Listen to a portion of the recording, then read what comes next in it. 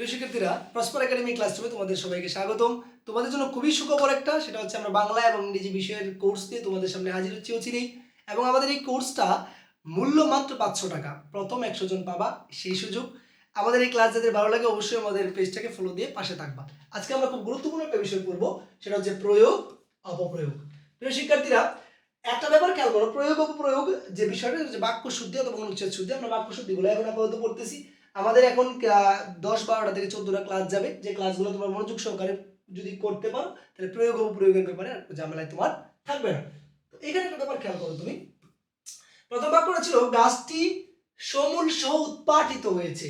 এবার এখানে ভুল কোথায়? এখন আলটিমেটলি যারা একদমই নতুন, যারা এটা পড়ো নাই, তাদের কাছে মনে হতে পারে যে সবই তো ঠিক স্যার।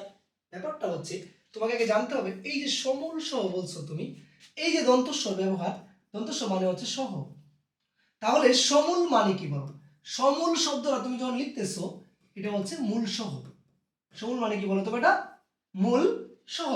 তো এখানে দন্তস্ব মানে সহ, সমূল মানেই মূল সহ, তাহলে আবার কেন আমি সহ ব্যবহার করব?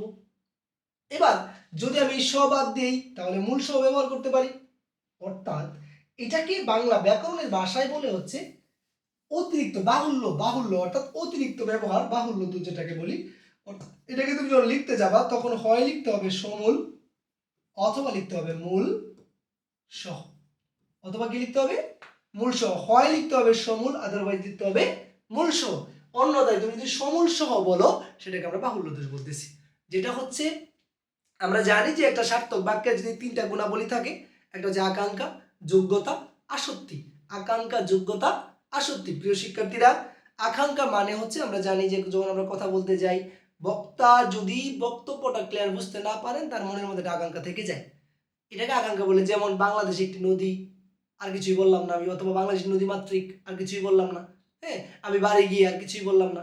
সেম ভাবে আমরা যখন আমরা বলতেছি আকাঙ্ক্ষা চলে গেল, তারপর আসক্তি আছে, পদগুলার সঠিক জায়গায় বসানো, যেমনটা কাইরুন লো তোর লম্বা মাথার কেশ। তো এখানে আসক্তিজনিত ভুল আছে। কাইরুন লো তোর লম্বা মাথার কেশ না, মাথার লম্বা কেশ। মাথা লম্বা হয় না, কেশ লম্বা হয়। এটাকে আসক্তিজনিত ভুল বলতেছি, বাক্যগুলোকে শুদ্ধ করে লিখতে হবে। দেন আমরা যখন যোগ্যতার মাপকাঠির কথা বলতেছি, যোগ্যতার মাপকাঠিতে যোগ্যতার 6টা মাপকাঠি আছে। তার মধ্যে একটা হচ্ছে বাহুল্য দোষ, একটা হচ্ছে গুরুচণ্ডালী দোষ, তারপর একটা হচ্ছে তোমার দুর্বোধ্যতা, তারপর রীতিসিদ্ধ অর্থবাচকতা, এরকম 6টা বিষয় যে বাগধারা উপমার ভুল প্রয়োগ, আমরা উপমার ভুল প্রয়োগ। ফ্যাক্ট হচ্ছে এই 6টা বিষয়ের মধ্যে একটা আছে বাহুল্য দোষ। অর্থাৎ এই বাক্যটি সার্থক বাক্য নয়, কারণ এই বাক্যে বাহুল্য দোষ রয়েছে। সুতরাং তোমরা যখন এই বাহুল্য দোষগুলো দেখবা যেটা প্রয়োজন নয়, যেমন আমরা বলি আকন্ত পর্যন্ত। আকন্ত পর্যন্ত, একটু মনোযোগ দাও প্রিয় শিক্ষার্থীরা। আকন্ত মানেই কণ্ঠ পর্যন্ত।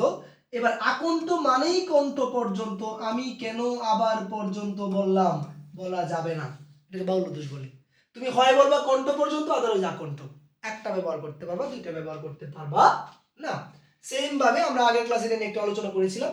দৈন্যতা, দৈন্য নিজে একটা বিশেষ্য পদ, এর সঙ্গে তা প্রত্যয় যুক্ত করা যাবে না। যারা আমার ক্লাসে আজকে প্রথম, আমি বলবো আগে একটা ক্লাস আছে, আমি এটা নিয়ে ডিটেইলস আলোচনা করেছি, দেখে আসবা, খুব উপকার হবে। সহজ কথা, বিশেষ্য পদের সঙ্গে তা প্রত্যয় যুক্ত করার কোনো প্রয়োজন নেই, কারণ সে নিজেই একটা বিশেষ্য পদ। আর আমরা জানি কোনো শব্দের সঙ্গে তা প্রত্যয় যুক্ত করলে সেটা বিশেষ্য পদ হয়ে যায়। প্রিয় শিক্ষার্থীরা, আমার কাছে মনে হয় তোমার কনসেপ্টটা ক্লিয়ার। এই ব্যাপারটাও আমরা আগের ক্লাসে আলোচনা করেছি। তারপরে আমি একটু বলতে যারা একদমই নতুন আজকে আমার ক্লাসে, বিধি লঙ্ঘন হয়েছে, আমি কিন্তু বলছি হ যখন ক্রিয়াপদ হয় তখন এই পদের সঙ্গে ইত প্রত্যয় যুক্ত হবে, তার মানে লঙ্ঘিত হয়েছে। কি হয়েছে? বিধি লঙ্ঘিত হয়েছে, প্রমাণিত হয়েছে, উদিত হয়েছে। প্রমাণ করো, লঙ্ঘন করো। যখন কর ব্যবহার করবা তুমি তখন লঙ্ঘন ব্যবহার করতে পারবা, কিন্তু হ ব্যবহার করলে তোমাকে ইত প্রত্যয় যুক্ত করতে হবে। এটা হচ্ছে মাতাহীন, হীন যেহেতু এখানে যুক্ত হয়ে গেছে তখন মাতা হবে না, এখানে মাতৃহীন শিশুর কি দুঃখ। মাতা কি হয়ে যায়? মাতৃহীন। পিতাহীন মানে পিতৃহীন। এটা হচ্ছে তুমি যখন সমাস পড়তে যাবে তখন কর্মধারয় সমাস, এটার ব্যবহারটা খুবই আছে, খুবই ইম্পর্টেন্ট একটা ব্যাপার। তো এখানে মাতাহীন না হবে কি মাতৃহীন, শিশুর কি দুঃখ। এতটুকু শুধু শুদ্ধ করে ফেললেই হয়ে যাবে। প্রিয় শিক্ষার্থীরা, এই ক্লাসে একদমই যারা নতুন, আমি বলি আমাদের কিন্তু সিকুয়াল ক্লাস আছে, তো সবগুলো ক্লাস করলে তুমি ডিটেলস বুঝতে পারবা। একদমই যারা আমার পেজে নতুন তারা আমার পেজটাকে ফলো দিয়ে রাখবা। আমি তুফাজ্জল স্যার, আমি কর্মরত আছি হাফিজিয়া রহমান ডিগ্রি কলেজে লেকচারার হিসেবে। আমরা অচিরেই তোমাদের জন্য একটা কোর্স নিয়ে আসতেছি। আমার সাথে আছেন রবিউল স্যার, ইংলিশের ইনস্ট্রাক্টর, যিনি জগন্নাথ বিশ্ববিদ্যালয়ে পড়াশোনা শেষ করেছেন। খুবই চমৎকার ইংলিশ পড়ান, ওনার এক্সপিরিয়েন্স 12 বছর। তো প্রিয় শিক্ষার্থীরা, আমরা অচিরেই তোমাদের জন্য বাংলা এবং ইংরেজি বিষয়ে একটা কোর্স নিয়ে হাজির হচ্ছি। অবশ্যই আমাদের পাশে থাকবা, অবশ্যই আমাদের পেজটাকে ফলো দিয়ে রাখবা। ভালো থাকো সবাই।